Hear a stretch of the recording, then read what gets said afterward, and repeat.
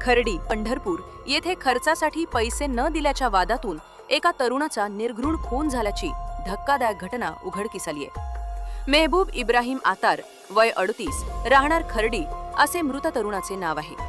या प्रकरणी त्याची बहीण सायरा बानू शौकत तांबोळी यांनी पोलिसात फिर्याद दिली आहे. मिळालेल्या माहितीनुसार मेहबूब आतार हा गावातील ग्रामपंचायतीखालील पंचकट्ट्यावर दररोज झोपण्यासाठी जात असे. त्याच ठिकाणी गावातील संजय चंदनशिवे व सचिन दुर्योधन चंदनशिवे हेही झोपत होते. 25 एप्रिल 2026 रोजी रात्री सुमारे 9 वाजता मेहबूब आणि सचिन यांच्यात खर्चासाठी पैसे देण्याच्या कारणावरून वाद झाला.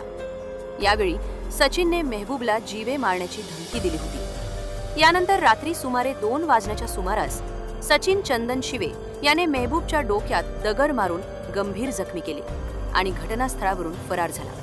कुटुंबियांनी तात्काळ मेहबूबला पंढरपूर उपजिल्हा रुग्णालयात दाखल केले. प्रकृती चिंताजनक असल्याने त्याला पुढील उपचारासाठी सोलापूर येथील शासकीय रुग्णालयात हलवण्यात आले. मात्र 28 एप्रिल रोजी उपचारादरम्यान त्याचा मृत्यू झाला. या घटनेनंतर पोलिसांनी सचिन दुर्योधन चंदनशिवे याच्या विरुद्ध खुनाचा गुन्हा दाखल केला असून पुढील तपास सुरू आहे.